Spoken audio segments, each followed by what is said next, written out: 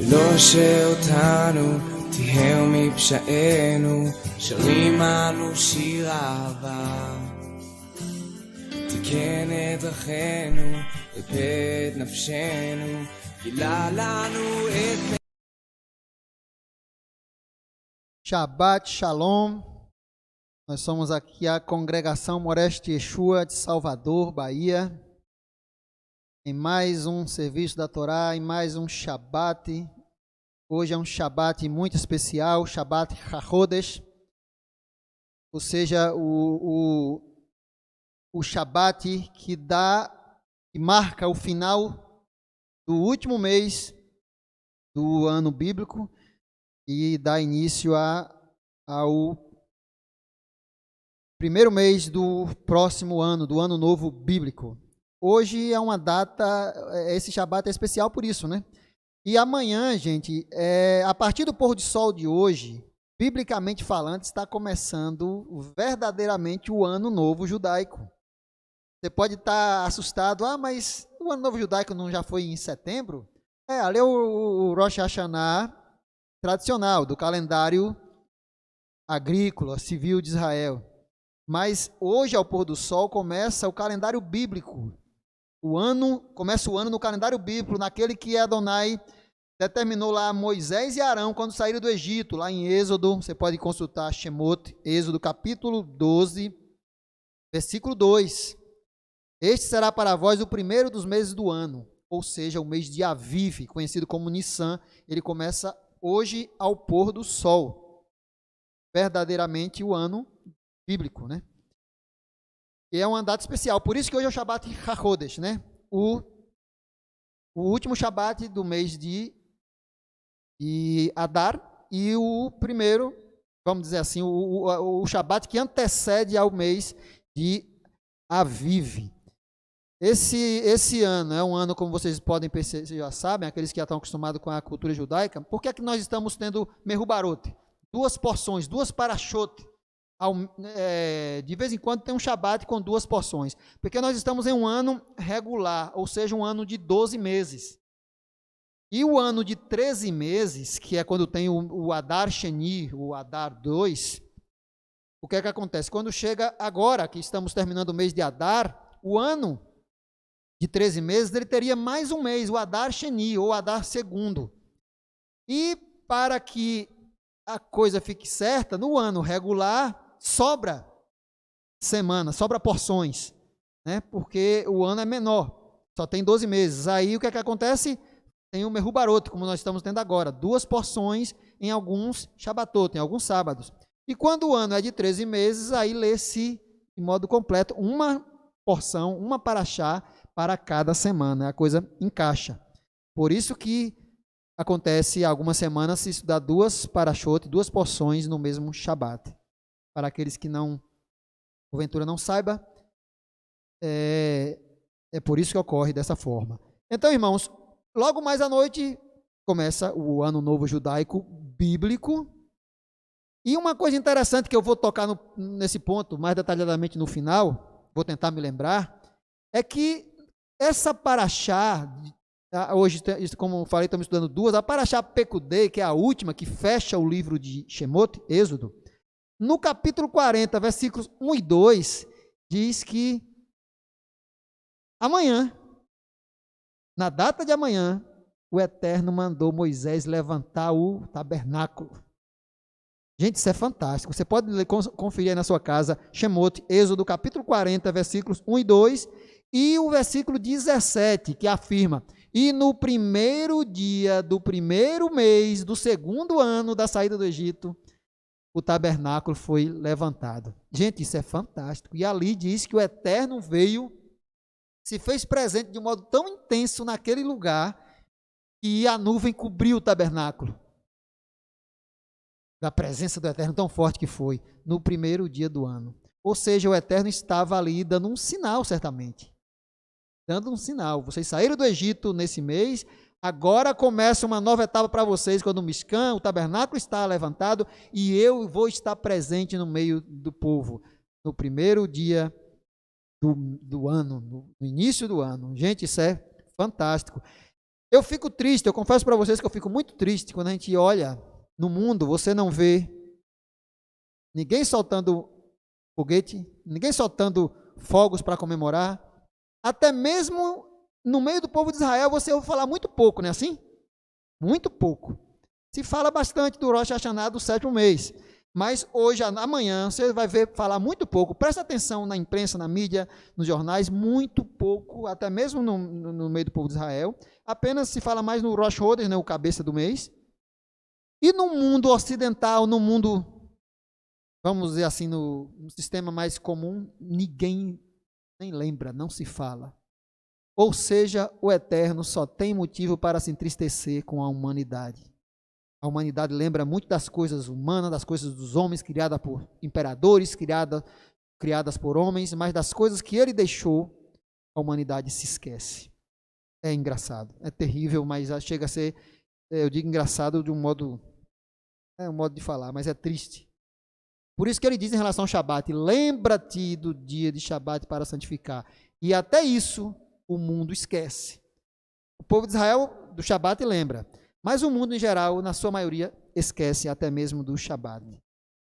O mundo só dá motivo eterno de entristecimento. Infelizmente, é assim. Então, vamos aqui para a tela. Parashá, Vayakhel e Pekudei. Encerrando o livro de Shemot, o livro de Êxodo. Hoje são 29 de Adar, o último dia do 12º mês do ano de 5.781, que na verdade complica aí, porque esse ano é de acordo com a contagem no 7º mês. Mas, biblicamente falando, estamos no último dia do 12º mês. Essa paraxá, essas duas paraxote, voltando aqui um pouquinho, essas duas paraxote, elas abordam basicamente sobre a construção do templo. Vamos falar um pouquinho lá fazer um resumo. Shemot, a partir do capítulo 35, Êxodo, capítulo 35, versículo 1 em diante, que é quando começa a paraxá Vayakhel. Vayakhel quer dizer e ajuntou, quando Moisés ajuntou o povo ali para dar orientações. E Pekudei é enumeração, quando foi enumerado ali os objetos do templo. A paraxá Vayakhel, ela começa falando sobre o Shabat. Uma coisa interessante, eu decidi, me senti desejo de focar hoje sobre essa questão do Shabat. Moisés vem falando sobre algumas orientações que recebeu do Eterno lá no Monte Sinai. E quando chega na hora que ele vai começar a falar da construção do Mishkan, do tabernáculo, daqueles homens ali que foram dotados de sabedoria pelo Espírito do Eterno para construir o Mishkan, fala das ofertas que o povo deu tanto que precisou mandar parar, dessa construção. Antes de tudo isso, Moisés pega e fala do Shabat. Interessante, né? Porque não falou de outros mandamentos, mas falou do Shabat. Se fala de um monte de coisa antes, né, mas de mandamentos mais específicos não foca muito. Mas quando chega na hora de começar a construção, antes de entrar no ponto da construção, ele aí dá esse toque do Shabat. E eu vou falar um pouco sobre isso. E na continuidade, fala sobre a prontidão do povo em ofertar, né, de trazer ofertas. Depois, a eleição do próprio Eterno de Betzalel e alguns homens ali dotados de sabedoria. Fala também das tábuas, do véu, né, o parôrete, a construção da arca, do propiciatório, a mesa, o castiçal, o altar do holocausto, o pátio. Aí a paraxá Pekudei, que é a última do livro de Shemot, de Êxodo. Aí fala da enumeração dos objetos, da contagem dos objetos, da construção das vestes sacerdotais,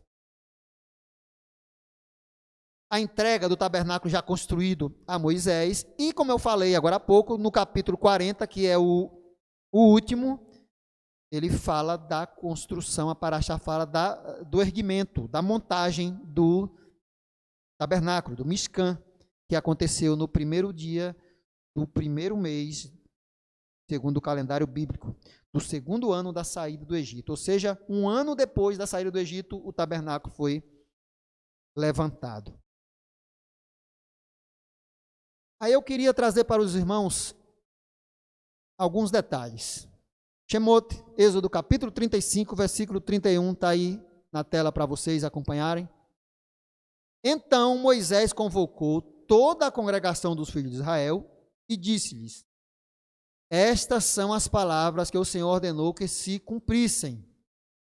6 dias se trabalhará, mas o 7º dia vos será santo, separado. É o sábado de repouso a Adonai, ao Senhor. Todo aquele que nele fizer algum trabalho morrerá. Não acendereis fogo em nenhuma das vossas moradas no dia de sábado. Veja que Moisés vai falar da construção do tabernáculo, mas antes ele fala do Shabat. Alguma coisa interessante tem aí. Por que é que ele escolheu o Shabat para falar exatamente na hora que o tabernáculo, a tenda do encontro, o lugar que Adonai se manifestava, ia ser construído? Moisés desce do monte e passa a pôr em prática a ordenança que recebeu. Passa a pôr em prática ali os detalhes para a construção do tabernáculo e inicia falando do Shabat e da construção do Mishkan. Vamos para o slide seguinte. Irmãos, presta atenção num detalhe que eu vou focar aqui. Não é uma crítica propriamente dita, mas é algo para se pensar. Se porventura tiver alguém nos assistindo, tenha uma mente meia contrária aos princípios bíblicos da lei, da Torá, preste muita atenção nesse detalhe aqui. Alguns teólogos, com enorme prazer, falam que as pessoas que tentam guardar o Shabat é o sábado, não fazem de fato, pois é impossível guardá-lo, uma vez que, dentre outras coisas, era proibido, sob pena de morte, até mesmo acender fogo neste dia. Eu já li alguns artigos de famosos teólogos, e eles falam com muito prazer sobre essa questão. É impossível, vocês que se dizem guardadores do Shabat, do sábado, saibam que é impossível guardar o Shabat, porque diz lá que nem fogo poderia acender. Será que realmente é proibido acender fogo no Shabat? Sabemos que até mesmo no meio do povo judeu se tem esse cuidado. Mas eu queria fazer aqui algumas ressalvas.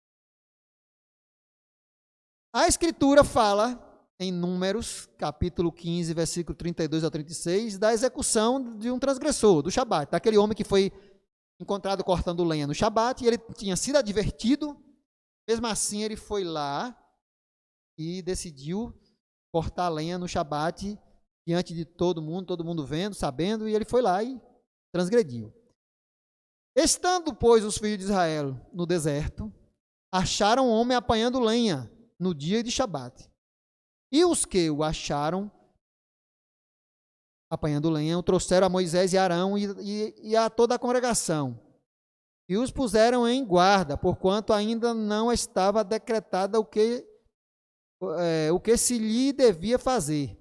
Disse, pois, o Senhor a Moisés, aqui está ruim de ler, devido à claridade, vou ler aqui pelo papel. Disse-lhe o Senhor a Moisés: certamente morrerá aquele homem, toda a congregação o apedrejará fora do arraial. Então toda a congregação tirou para fora do arraial e apedrejaram, e morreu como o Senhor ordenara a Moisés. Aí, como eu falei, esse é um ponto principal que os teólogos, com todo prazer, utilizam para dizer que é impossível se guardar o Shabat de modo pleno. E que, por isso, não adianta se esforçar para guardar, porque não vai conseguir. Eu quero dizer para vocês o seguinte: se é assim, se porque não é possível cumprir o Shabat de modo pleno, você não vai buscar guardar, então praticamente quase tudo. Um monte de coisa você não vai conseguir guardar, então você vai chutar tudo. Não é bem dessa forma. Vamos ler esses comentários que eu coloco aqui para você refletir. Se compararmos esse episódio desse homem que foi morto porque estava cortando lenha no Shabat, se compararmos esse episódio com o de Ananias e Safira, relatado em Atos 5, você que acredita que só há amor, na Brit Hadashah, no Novo Testamento. O Deus do Velho Testamento era um Deus cruel, um Deus rigoroso, e o Deus do Novo Testamento era um Deus de paz e amor. Muita gente pensa assim. Se você você que me ouve pensa assim, me responda então o que ocorreu em Atos 5. Porque nós vemos o mesmo rigor. Vemos o mesmo rigor na aplicação da punição a uma transgressão. E ali não foi só um, em Atos 5 não foram só um, foram dois, foi o homem e a mulher. E agora? E agora? Lá o homem quebrou o Shabat. Aqui, Ananias e Safira mentiram. E você deve lembrar que tanto a mentira quanto o Shabat estão lá no Decálogo, no chamado 10 mandamentos, nas 10 palavras. Ou seja, tem igual peso. Um lá morreu, aqui 2 morreram. E agora teólogos que defendem que o Shabat não serve mais e que Adonai era rigoroso lá no Velho Testamento, agora não é mais. E agora? Como é que você vai explicar isso? Aí eu faço a pergunta, por que esse rigor não continuou a ocorrer? Haja vista a transgressão ser constante. Nós sabemos que na história de Israel, a transgressão ao Shabat continuou. Em diversos outros momentos, o povo quebrava o Shabat.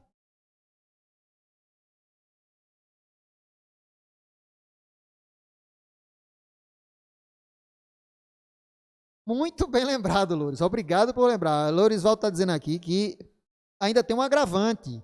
Que aquele homem que foi achado pegando lenha foi o povo que matou. Adonai determinou que o povo fosse lá e apedrejasse, matasse. Ananias e Safira, ninguém precisou tocar a mão.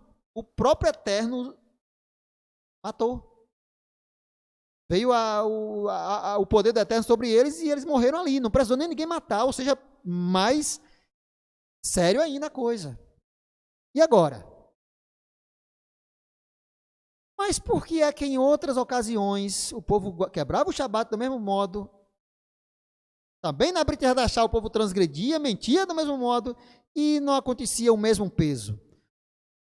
Qual é a resposta para isso? É que tem momentos tem momentos e momentos. Lá naquele momento no deserto, era um momento crucial, estava dando-se início ali a um novo sistema, o povo todo se aprendendo, se adequando, e aí vem um indivíduo sem necessidade nenhuma e quebra tudo. Afrontando mesmo, rebeldia pura. Qual é a ordem? Morte. No mesmo modo, quando chega os discípulos de Yeshua ali, começando um novo modo de, vamos dizer assim, uma restauração, o povo voltando a se entregar ao Eterno de um modo mais pleno, com o Messias, crendo no Messias, um movimento renovado, Israel entrando no propósito que Adonai espera, aí vem esse casal e mente, contrário a tudo que estava se restaurando ali. Aí o que é que acontece? Vem o Espírito do Eterno e está dizendo que esses aqui foi oculto, mais ou menos, porque tinha alguns ali, né, que viram, né? A mentira em oculto, realmente, eles mentiram em oculto e o Espírito do Eterno revelou, né? Mais um agravante. Então, o que está ocorrendo? Depois, não se via essa punição toda. Eu creio que é algo muito simples. Lá foi um homem, aqui um casal, aqui que eu digo no Novo Testamento, no Brit Hadashah um casal, mas há momento em que o povo todo se corrompe. Se Adonai for punir com o mesmo rigor, vai matar a nação inteira, vai matar o povo, a multidão, vai extinguir a nação. E aí, o que a Adonai faz? Alivia o peso da punição. Em alguns momentos ele chegou a matar milhares, mas Nunca com o mesmo nível de punição. Quando toda a nação estava transgredindo, quebrando o Shabat, toda a nação, por exemplo, eu creio que nunca houve um momento de todo o povo quebrar, mas a maioria, os líderes, porque os líderes representam a massa, em momento que os líderes eram os primeiros a quebrar, Adonai não vinha e exterminava, porque senão ia matar todo mundo. Então, irmãos, tem momentos e momentos.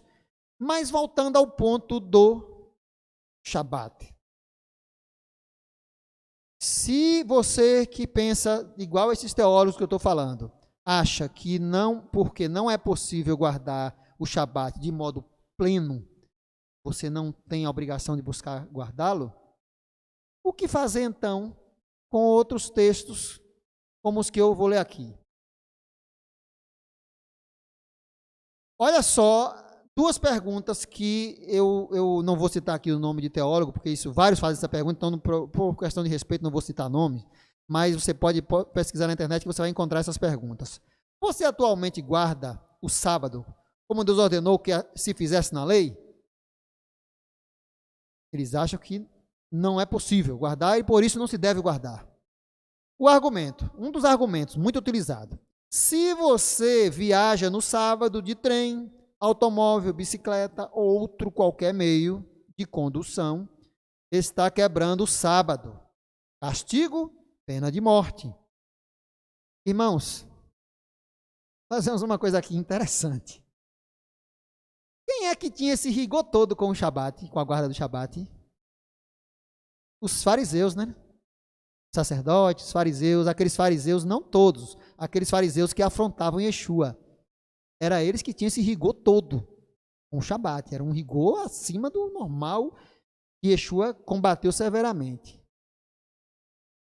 Quase sempre os teólogos que utilizam esse argumento são ferrenhos críticos dos fariseus, mas utilizam-se dos mesmos argumentos destes.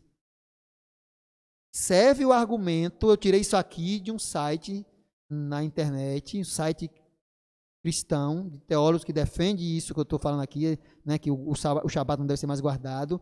Tirei isso aqui na íntegra. Veja que o que eles estão aqui defendendo é semelhante aos fariseus. No entanto, eles mesmos são ferrenhos em criticar os perushim, os fariseus, mas utiliza dos mesmos argumentos dos fariseus. Então, você que critica tanto os fariseus está se comportando semelhante a um fariseu, porque está usando o mesmo rigor. Porque quem não guardasse o Shabat, a pena era de morte, eu não vou procurar guardar? Então, o que fazer disso aqui? Que eu vou mostrar daqui a pouco. Agora eu vou fazer um comentário aqui para que a gente entenda o que é que Moisés estava querendo dizer ali quando ele diz que não acendereis fogo no Shabat. Presta atenção, pessoal. Leiam comigo. Nossa mente ocidental e moderna tem uma tendência a considerar a ordenação em capítulos e versículos dos textos bíblicos como sendo algo original. Ou seja, muita gente hoje que pega uma Bíblia para ler acha que a divisão por capítulo e versículo é algo original. É algo que está na Bíblia desde quando ela foi lá escrita pelos profetas, pelos discípulos de Yeshua. Muita gente ainda pensa isso, mas não é.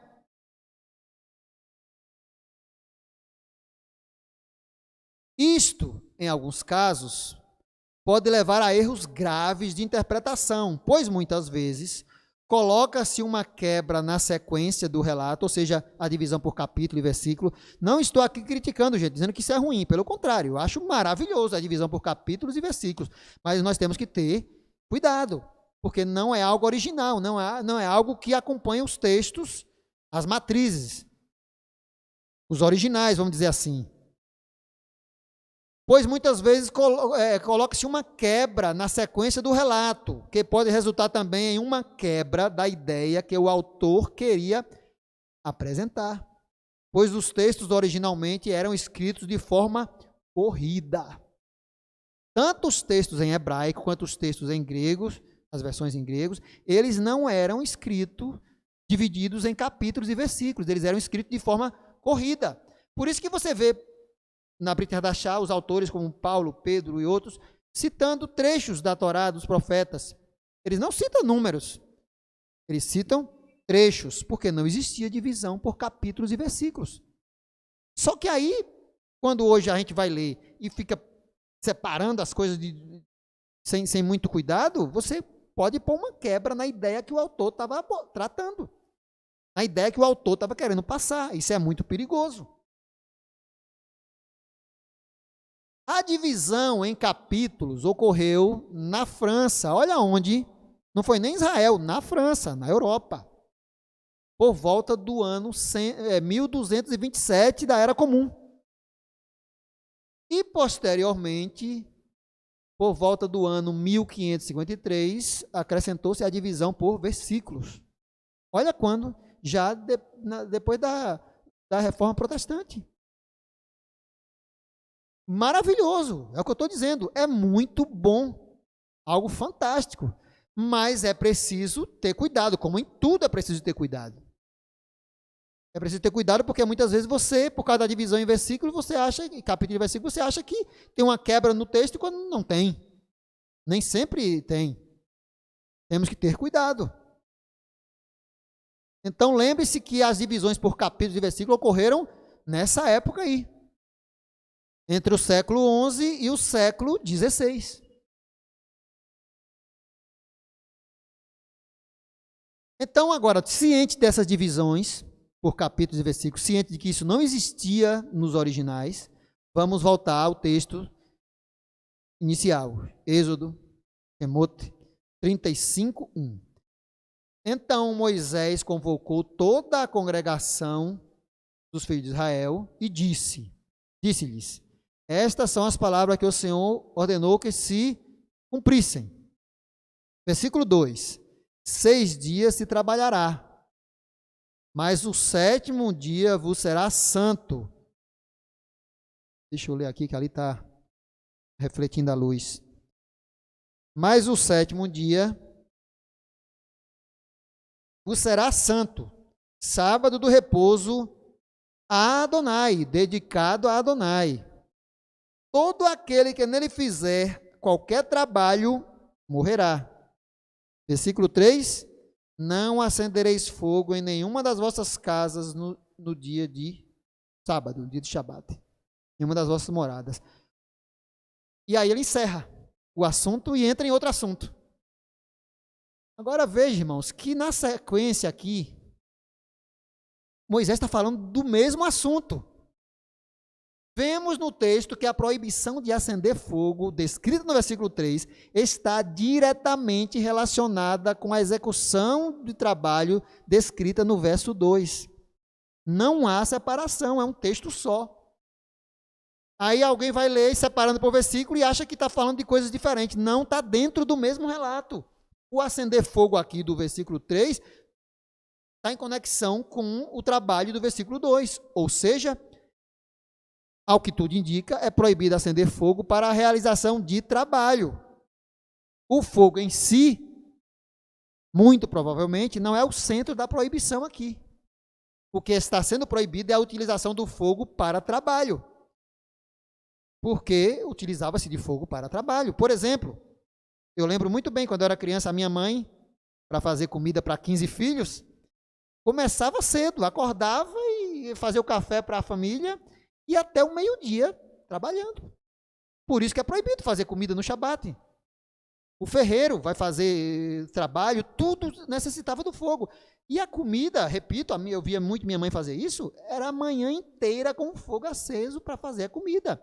Se minha mãe, se qualquer família judia fosse fazer, se uma mãe judia da época fosse fazer comida no Shabat para a família grande, ela ia passar a manhã inteira trabalhando no pé do fogão. Aí a Adonai chega e manda fazer o quê? Na sexta, no 6º dia. Porque era muito trabalho. Então, irmãos, o acender fogo aqui fica claro que dentro de um texto escrito de forma corrida, Moisés está falando aqui da mesma coisa. O versículo 3 faz parte do contexto do versículo 2 e 1. O acender fogo aqui era para produzir trabalho, que é isso que estava sendo proibido. Exatamente, e ainda vou falar disso, Zenádia.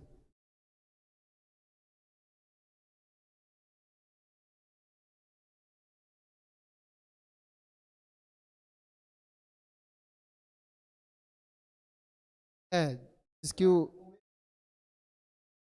pelo relato do texto, parece que sim. Porque não ia dar tempo eles irem acender um fogo e assar. Lourival está dizendo aqui sobre os discípulos de Yeshua que colheram espigas no Shabat e comeram. Se eles comeram cru, assada, dá a impressão de que foi cru, porque eu estava falando ali de algo muito rápido, não dava tempo para acender um fogo para assar. Mas o texto aqui é bem claro, é o mesmo relato, é acender fogo para produzir trabalho. Aí eu faço o seguinte comentário. Imagine, você que me ouve, imagine, Zena, imagine uma noite de Shabat chuvosa, bem escura, e na zona rural, e na cidade, que antigamente não tinha energia elétrica, então, uma noite de chuva, a escuridão dentro de casa, é de você colocar o dedo no olho do outro e a pessoa não vê, de tão escuro que é.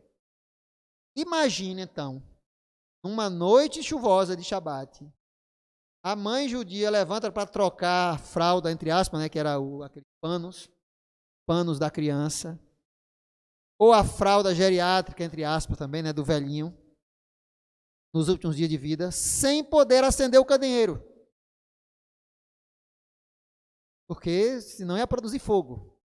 Aí fica a pergunta, você acha mesmo que acender um candeeiro, riscar um palito de fósforo, apertar um botão para ligar o micro-ondas, girar a chave para dar partida num carro, apertar o botão de um elevador, você acha que isso é trabalho?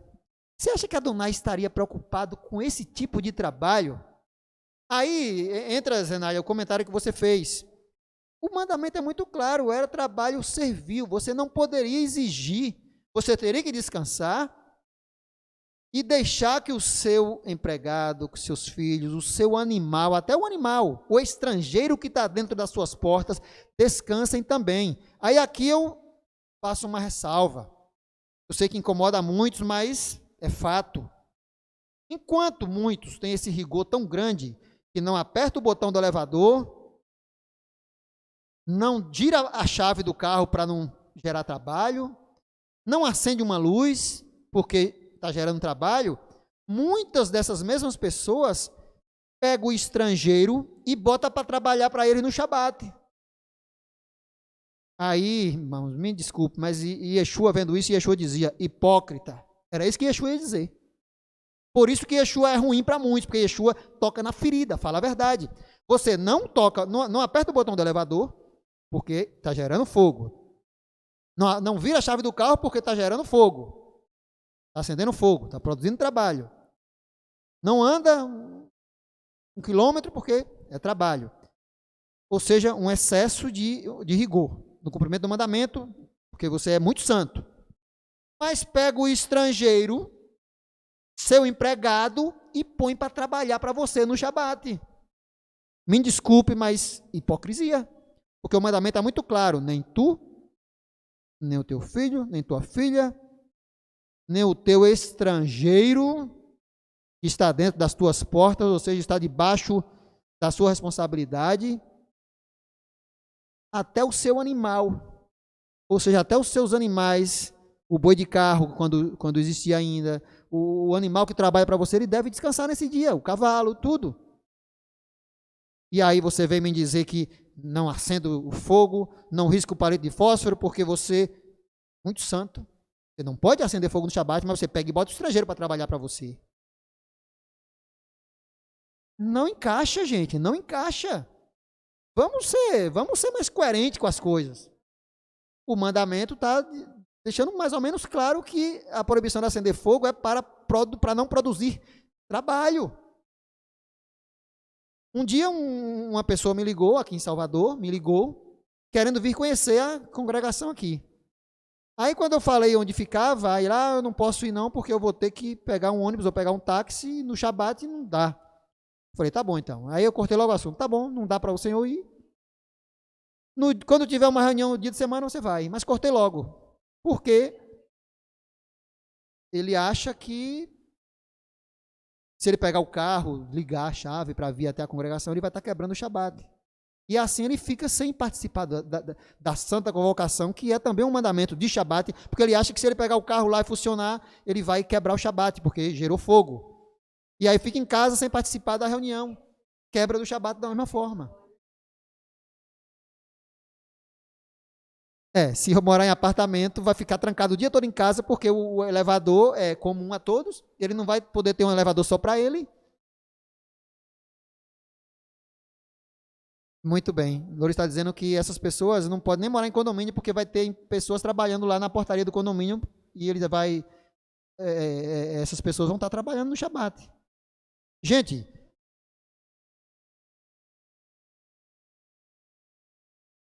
É aquela história do chamado João sem braço.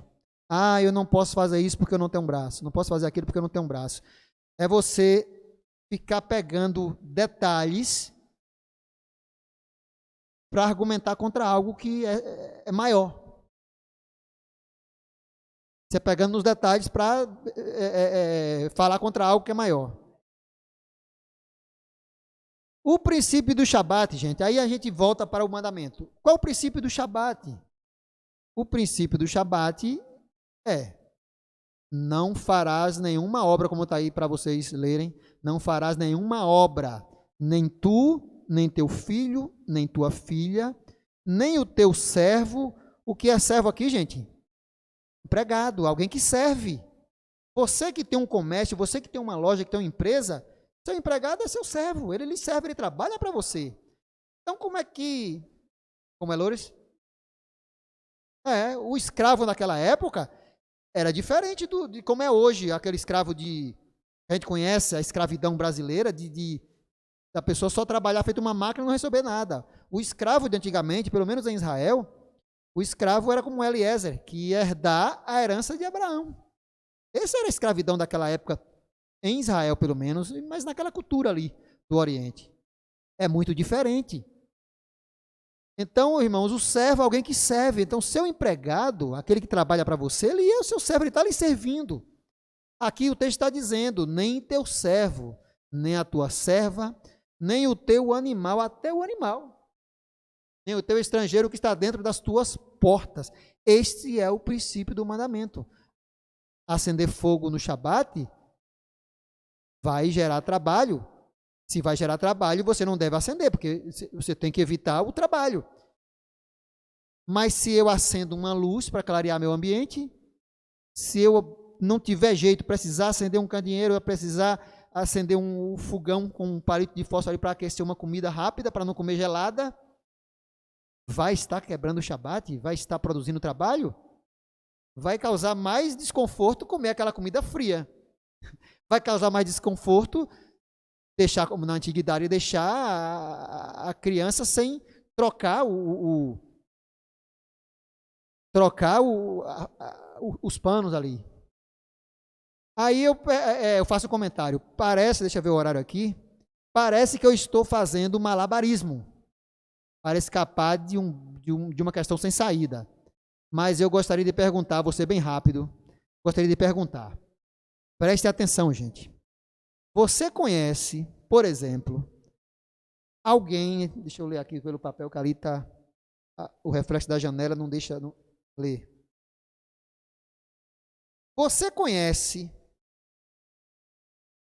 alguém, por exemplo, que era quanto mais batia na esposa, isso é muito comum, está muito comum hoje em dia, e para se livrar desse pecado, mandou o médico amputar o seu braço? Você conhece alguém?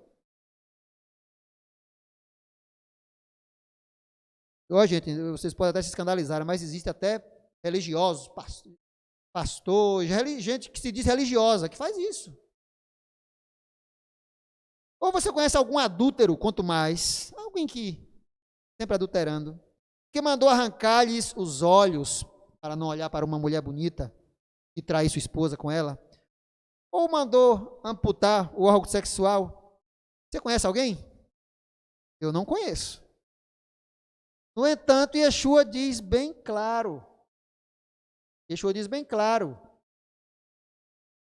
Porém vos digo, que qualquer que atentar numa mulher para cobiçar, já em seu coração cometeu adultério com ela. Portanto, se o teu olho te escandalizar, arranca-o e atira-o para longe de ti, pois é melhor que se perca um dos teus membros do que seja todo o teu corpo lançado no inferno. Agora aí você, teólogo, se o seu líder religioso, se você tiver essa fraqueza, ou conhece alguém que tem essa fraqueza e é discípulo de Yeshua, vai mandar ele amputar o braço? Você vai mandar ele amputar o órgão sexual?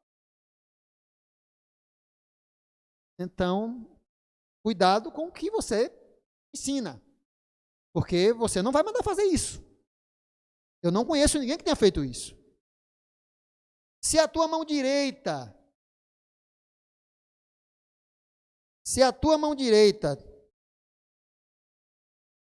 te escandalizar, deixa eu me localizar aqui, corta e atira para longe de ti, porque te é melhor que um dos teus membros se perca do que todo o teu corpo ser lançado no Sheol, na sepultura. Aí eu repito a pergunta, vou fazer outra pergunta para você, teólogo que me ouve. Não estou criticando o teólogo aqui, porque eu sei que não é todos que pensam assim, mas aqueles ferrenhos que eu conheço, que tem essas ideias. Mais uma pergunta. Você conhece algum líder religioso que quando faz uma festa, ao invés de convidar os membros da sua igreja, chama os moradores de rua para encher a festa? Você conhece algum? No entanto, Yeshua também disse: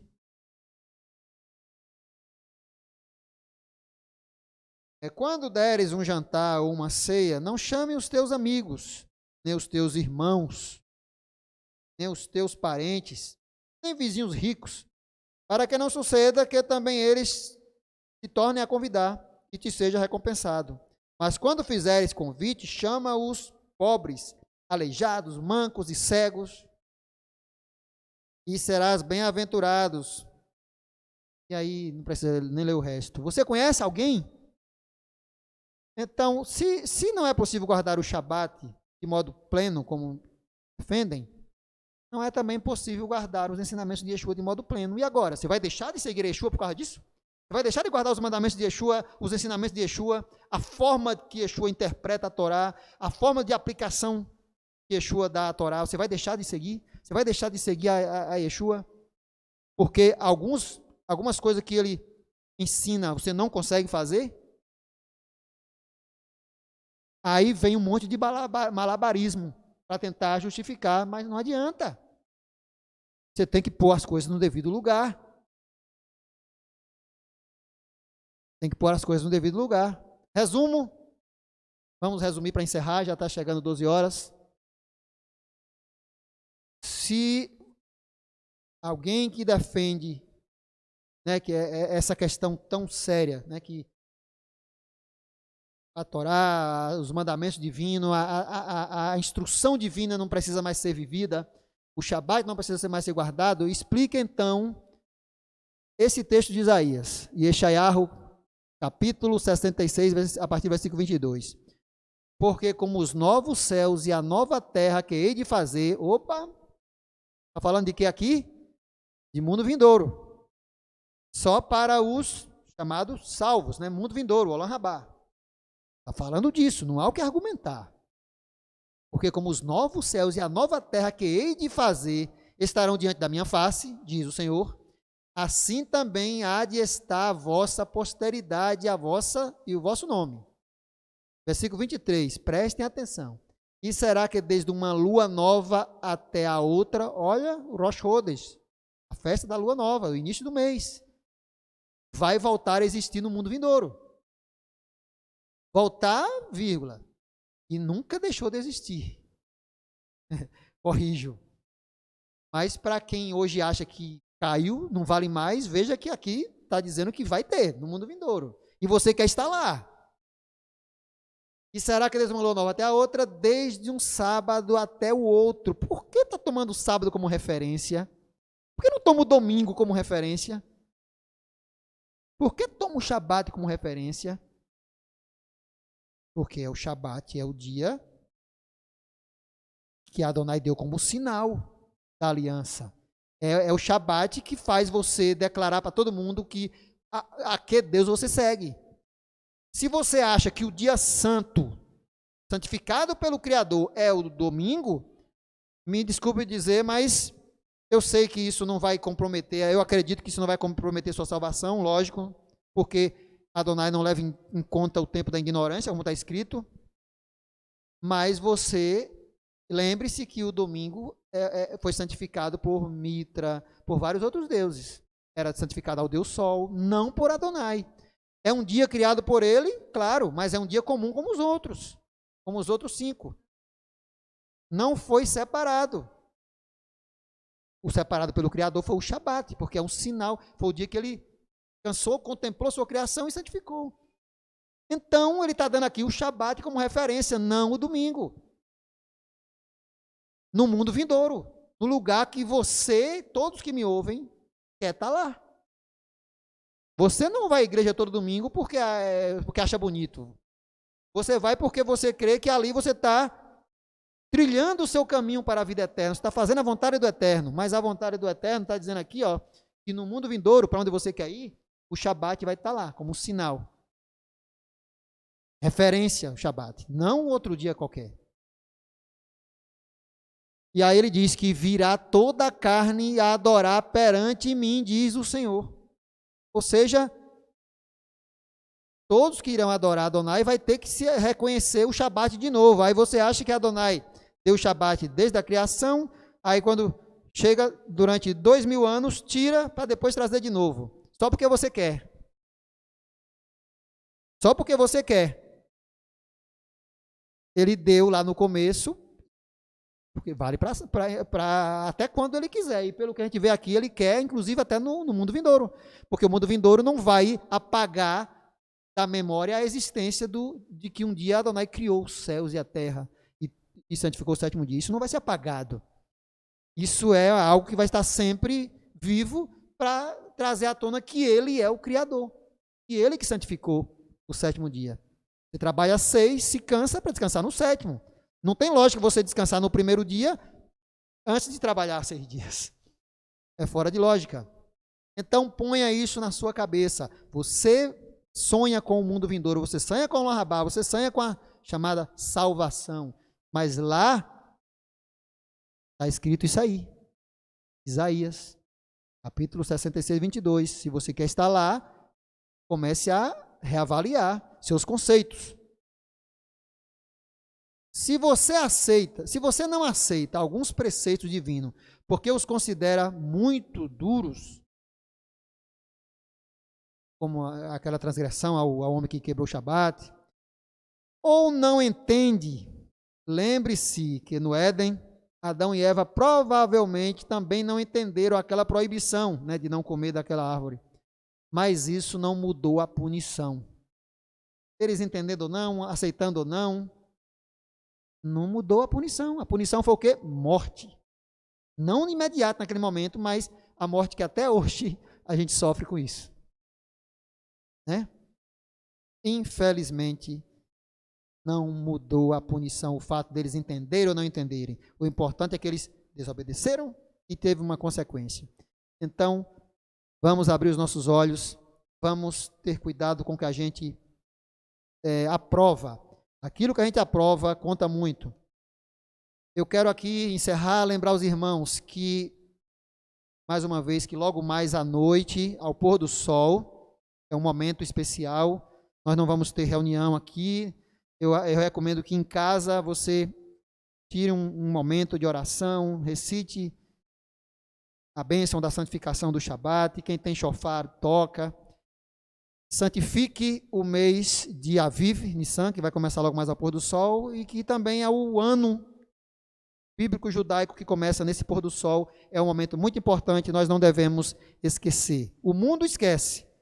Ninguém vai lembrar, no geral. Ninguém que eu digo assim, no modo geral.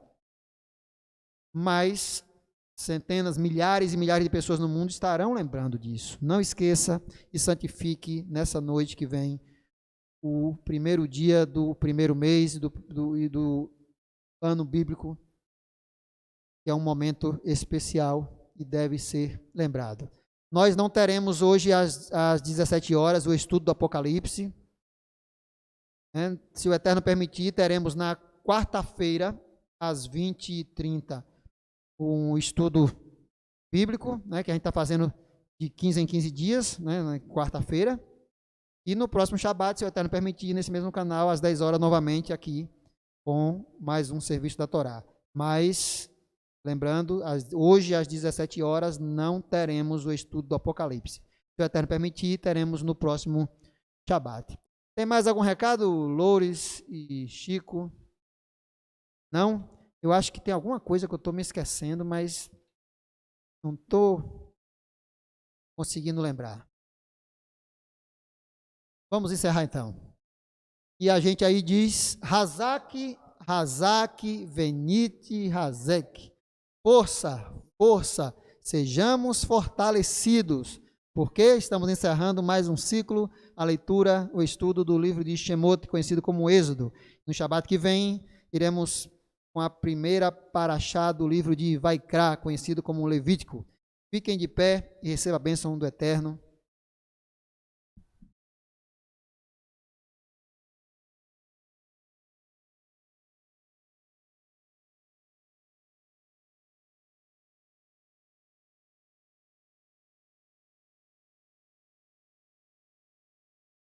Varechecha Adonai veishmerecha. Adonai panav elecha neka. Adonai panav elecha veasem lecha. Alom. Amém. Que Adonai te abençoe e te. Que Adonai faça resplandecer o seu rosto sobre ti, tenha misericórdia de ti. Que Adonai sobre ti levante o seu rosto e ponha em ti a paz. Shabbat Shalom.